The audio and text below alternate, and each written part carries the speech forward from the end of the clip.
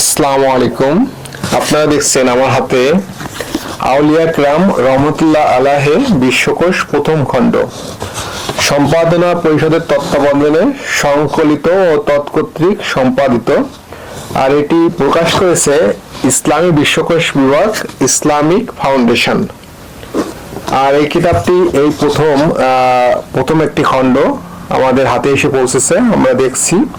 তো এই কিতাবে কাদের নিয়ে আলোচনা করা হয়েছে আমি যদি আপনাদের একটু পড়ে শোনাই।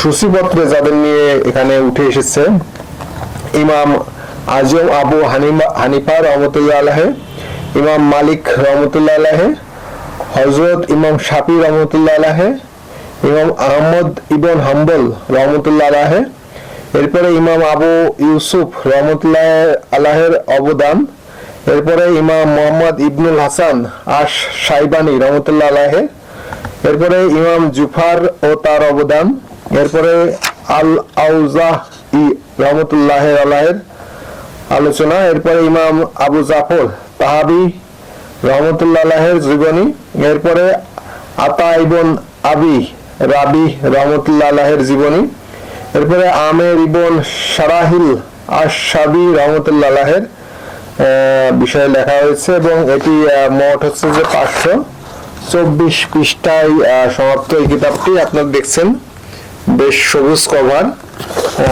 কভারে প্রকাশিত হয়েছে, আর সাদা কাগজের ছাপা। এটা ভালো, এই কাগজের মান মোটামুটি ভালো। আপনারা চাইলে কিতাবটি সংগ্রহ করতে পারেন। এটির প্রকাশনা ইসলামিক ফাউন্ডেশন।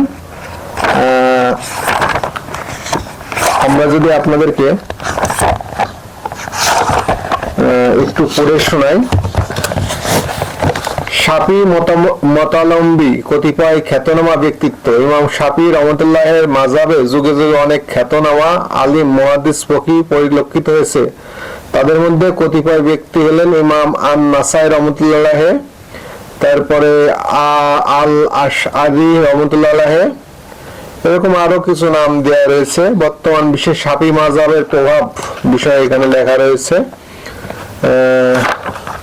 পৃথিবীর প্রায় সকল এলাকায় শাফি মাযহাবের অনুসারী রয়েছে, তবে অধিকাংশ অনুসারে মিশর, ইন্দোনেশিয়া, মালয়েশিয়া, শ্রীলঙ্কা, দক্ষিণ আরবের ইয়ামান, পূর্ব আফ্রিকার কেনিয়া, তানজানিয়া এবং দক্ষিণ আমেরিকার জারাসুরি নামে বসবাস করে। এরকম অসংখ্য তথ্য কিন্তু বইটাতে অর্থাৎ কিতাবটাতে রয়েছে। আপনারা চাইলে কিতাবটা সংগ্রহ করতে পারেন, পড়ে দেখতে পারেন। আশা করি পড়লে আপনারা অনেক কিছু জানতে পারবেন আউলিয়া কেরাম সম্বন্ধে। আসসালামু আলাইকুম ওয়া রাহমাতুল্লাহ।